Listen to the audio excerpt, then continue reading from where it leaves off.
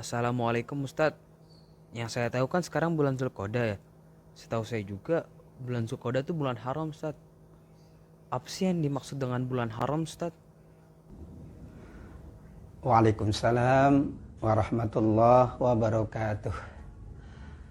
Betul, kita sedang berada di bulan Zulqa'dah, bulan ke-11 dalam hitungan kalender Hijriyah. Penamaan bulan Zulqa'dah sebagai bulan haram itu juga benar, sesuai dengan surat At-Taubah ayat 36. Allah menetapkan 4 bulan haram yang dijelaskan oleh Rasulullah Sallallahu Alaihi Wasallam di dalam hadis Imam Bukhari.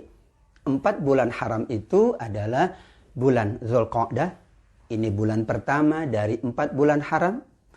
Berikutnya bulan Zulhijjah, kemudian bulan Muharram, dan yang terakhir adalah bulan Rajab. Apa yang dimaksud dengan bulan haram? Al-haram, haram yang dikaitkan dengan bulan, dengan waktu, artinya adalah yang mulia, yang istimewa, yang agung, yang utama. Asyarafu wal karam. Berarti bulan haram adalah bulan yang mulia, bulan agung, bulan yang utama. Karenanya sahabat Abdullah bin Abbas radhiyallahu anhuma memahami 4 bulan haram ini sebagai bulan yang sangat mulia. Kemuliaannya adalah semua kebaikan-kebaikan, amal soleh, ibadah, Allah lipat gandakan pahalanya. Sedangkan kemaksiatan dan dosa, Allah lipatkan pula hukumannya. Kita ingin memuliakan bulan haram ini. Insya Allah inilah bulan yang Allah hadirkan untuk kemuliaan kita semuanya. Amin ya rabbal alamin. Ustadz, yang saya tahu kan ada makanan haram. Tapi di Al-Quran juga ada Masjidil Haram, Baitul Haram. Maksudnya apa ya Ustadz? Subhanallah walhamdulillah. Umumnya kita memahami kata haram itu dikaitkan dengan makanan atau minuman. Makanan haram, minuman haram. Ini benar. Namun kata haram, jika kita rujuk kepada ayat-ayat Al-Quran, kita rujuk kepada hadis-hadis Rasulullah Sallallahu Alaihi Wasallam, maka dikaitkan dengan beberapa hal. Sebagai contoh misalnya ada Masjidil Haram. Surat Al-Isra ayat yang pertama. Allah mengingatkan tentang masjid yang Allah muliakan, yang nilai beribadah di dalamnya lebih baik, lebih utama dari 100.000 kali kita sholat di tempat atau di masjid yang lain. Ada pula Al-Mash'aril Haram. Muzdalifah Allah jadikan sebagai tempat yang mulia. Surat Al-Baqarah ayat 198. Jemaah haji mabit di Muzdalifah, menyiapkan batu untuk dilontar pada saat melontar jumroh di esok harinya. Ada Baitullah, rumah Allah Subhanahu wa taala yang sangat agung, yang sangat mulia. Surat Al-Maidah ayat 97. Semua manusia dari berbagai penjuru dunia ingin bermunajat, ingin mendapatkan keutamaan Ka'bah, rumah Allah Subhanahu wa taala.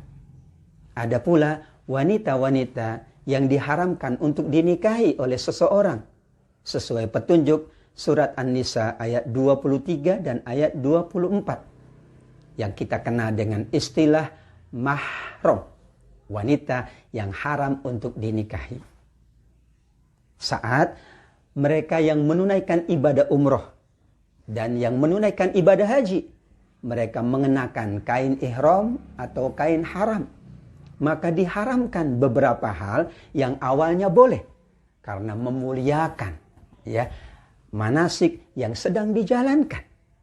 Mereka disebut dengan muhrim, yaitu yang mengenakan kain ihram sebagai awal dari pelaksanaan ibadah umroh atau hajinya seorang yang beriman. Allah Subhanahu wa taala juga mengingatkan tentang tanah haram, tanah yang Allah muliakan, yaitu Mekah Al-Mukarramah.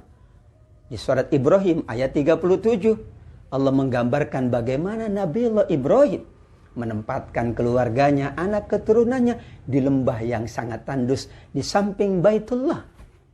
Di dalam hadis Bukhari dan Muslim, Allah menetapkan bahwa tanah tersebut, negeri tersebut adalah negeri dan tanah haram yang Allah muliakan. Harramahallah yauma khalaqas samawati wal ard. Allah haramkan sejak Allah menciptakan langit dan bumi. Dikenal pula dengan Al-Haramain, dua negeri, dua kota, dan dua tanah haram, yaitu Mekah Al-Mukarramah dan Madinah Al-Munawwarah.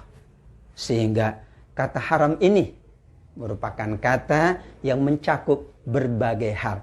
Intinya adalah itulah kemuliaan, itulah keutamaan, dan itulah keagungan yang ditetapkan oleh Allah Subhanahu wa taala untuk waktu-waktu yang khusus, untuk tempat-tempat yang khusus, untuk keadaan-keadaan yang khusus sesuai dengan ketetapan Allah Subhanahu wa taala. Wallahu a'lam bissawab. Ustadz, amalan apa saja ya yang bagus dilakukan di bulan haram? Pertanyaan ketiga sangat baik sekali.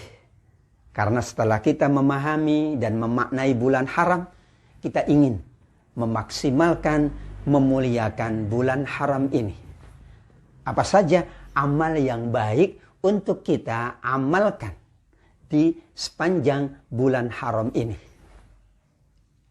Allah mengingatkan di akhir ayat 36 surat At-Taubah, "Fala tazlimu fihinna anfusakum." Janganlah kalian menganiaya diri kalian di bulan-bulan haram. Mafhumnya adalah kita hindari perbuatan dosa, perbuatan maksiat. Dengan demikian kita akan memperbanyak ibadah dan amal-amal sunnah. Kita menunaikan puasa-puasa sunnah, nilainya besar di sisi Allah Subhanahu wa taala karena keutamaan bulan haram. Puasa Senin, puasa Kamis, dan puasa Ayyamul Bid, atau mereka yang biasa menunaikan puasa sunnah Nabiullah Daud alaihi salam. Kita juga melaksanakan sholat yang mulia, sholat-sholat sunnah yang utama. Ada sholat malam, 2 rakaat sholat fajar, 2 rakaat sunnah sholat fajar. Ada juga sholat duha yang nilainya sangat besar di sisi Allah Subhanahu wa taala apabila itu dijalankan di bulan haram. Kita juga memperbanyak infak, sedekah, dan wakaf sebagai investasi kita di yaumil qiyamah kelak yang pahalanya insya Allah terus mengalir sampai kapanpun sesuai dengan janji Allah Subhanahu wa taala. Kita pula memperbanyak membaca Al-Quran, menghafal Al-Quran, mentadaburi ayat-ayat Allah Subhanahu wa taala. Dan tentu tidak boleh kita lupakan, kita memperbanyak doa, memperbanyak zikir dan munajat agar kita selalu mendapatkan pertolongan Allah, perlindungan Allah, khususnya karena kita sedang diuji oleh Allah dengan pandemi COVID-19 ini. Mudah-mudahan dengan memperbanyak amal sunnah di bulan haram ini, khususnya di bulan pertama dari 4 bulan haram, di bulan Dzulqa'dah ini, Allah berkenan selalu menghadirkan kebaikan-kebaikan untuk kita semuanya, menghindarkan dari musibah dan bencana. Amin ya rabbal alamin. Inilah penjelasan tentang beberapa hal yang terkait dengan bulan Dzulqa'dah, bulan haram yang dimuliakan oleh Allah Subhanahu wa taala. Wallahu a'lam. Mudah-mudahan bermanfaat untuk kita semuanya. Wassalamualaikum warahmatullahi wabarakatuh.